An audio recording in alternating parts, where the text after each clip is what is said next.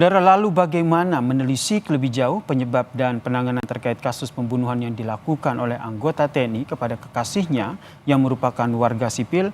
Kita membahasnya bersama dengan kriminolog Hanifah Hasna yang telah bergabung bersama kami di Kompas Petang. Selamat petang, Mbak Hanifah. Selamat petang Mas Ya, Mbak Yasir. Hanifah, kalau kita lihat ini kan ada satu dari fakta yang sudah muncul. Apa yang bisa Anda cermati terkait dengan dugaan motif dari pembunuhan perempuan ini yang dilakukan oleh anggota TNI? Oke, baik. Kalau kita menyebutnya atau berita yang sudah menyebutkan itu adalah pasangan kekasih, berarti ada hubungan cinta di dalam situ. Mm-mm. Berarti ketika ada hubungan cinta, berarti ada sesuatu konflik yang terjadi di antara keduanya. Nah, konflik ini yang harus kita telusuri. Apakah konflik lama atau konflik baru? Bisa jadi konflik lama. Ketika konflik lama, berarti ada sesuatu yang tidak bisa terselesaikan. Kalau konflik baru, kita melihat lagi baru-baru ini terjadi apa. Misalnya, karena anggota TNI ini mengalami disersi, bisa jadi sedang mengalami tekanan terhadap pekerjaan dan tanggung jawab untuk kembali lagi atau mempertanggungjawabkan perbuatannya dengan keluar dari keanggotaan itu atau dari pekerjaannya. Atau merasa bahwa ketika dia tidak punya pekerjaan lagi, dia merasa bahwa dia tidak punya harga diri, sehingga mendapatkan tekanan dari pasangan. Ini yang membuat pelaku ini menjadi gelap mata. Atau ada tuntutan tertentu, misalnya nafkah atau hal lain, padahal si pelaku ini sudah tidak memiliki pekerjaan lagi. Jadi banyak hal yang bisa kita pertimbangkan. Mm-mm. Lalu ada hal lain lagi, misalnya nih ternyata si pelaku itu mempunyai kepribadian antisosial atau punya agresivitas yang tinggi. Nah, ini bisa kita ketahui dari orang-orang terdekat atau keluarganya yang sudah berhubungan langsung selama beberapa tahun atau sekian lama, sehingga mengetahui bagaimana cara pelaku ini menyelesaikan permasalahannya baik dengan orang-orang sekitar maupun dengan pasangannya.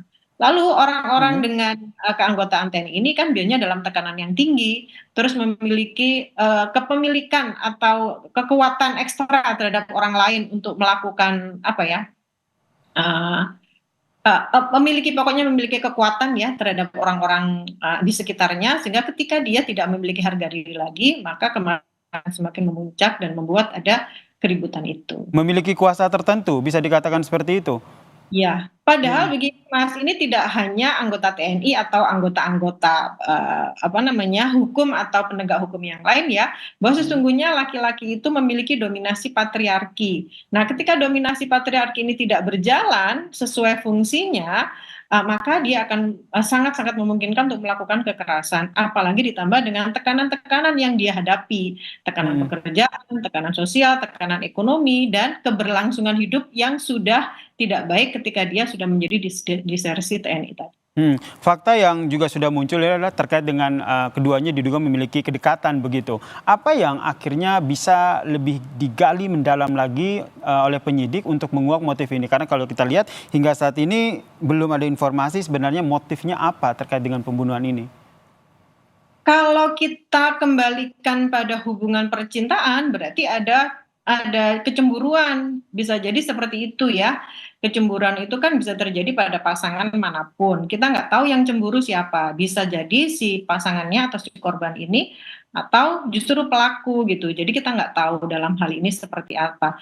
Makanya perlu menghadirkan saksi-saksi untuk membuktikan ini semua. Karena semuanya kan masih sumir, jadi kita belum bisa memastikan seperti apa.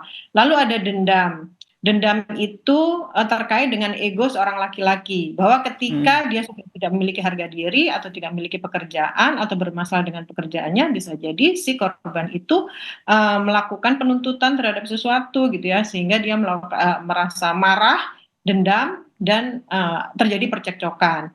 Tapi dalam hal ini bisa kita ketahui, bukan bisa kita ketahui, dalam hal ini pembunuhan ini bisa jadi sudah direncanakan atau tidak.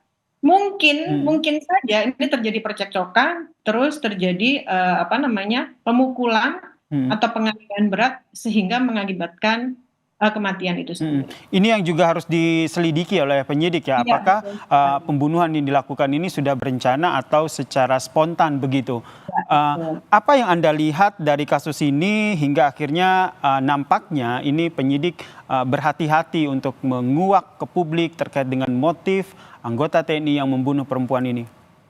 Ya, karena sama-sama kita ketahui bahwa di TNI itu punya imunitas tersendiri terhadap kesalahan-kesalahan yang seperti ini dan dilindungi oleh negara. Karena ini menyangkut dengan marwah institusi itu sendiri. Sehingga kita perlu memang berkolaborasi dengan lembaga-lembaga lain untuk memantau dan mengawal kasus ini sehingga terjadi transparansi. Karena kita ketahui juga bahwa ketika sudah dikelola oleh peradilan internal, maka transparansi itu akan sedikit sekali akan muncul di masyarakat. Sehingga ketika kita memiliki bukti dan saksi-saksi yang cukup, kita bisa melaporkan atau bekerja sama dengan Komnas HAM atau LPSK untuk melindungi korban. Baik, kita nantikan ya seperti apa penyidik menguak motif anggota TNI yang membunuh seorang perempuan di Tangerang ini. Terima kasih Mbak Hanifah Hasna, kriminolog dari Universitas Indonesia telah berbagi perspektifnya di Kompas Petang. Salam sehat, Mbak Hanifah. Terima kasih, Mas Yasir.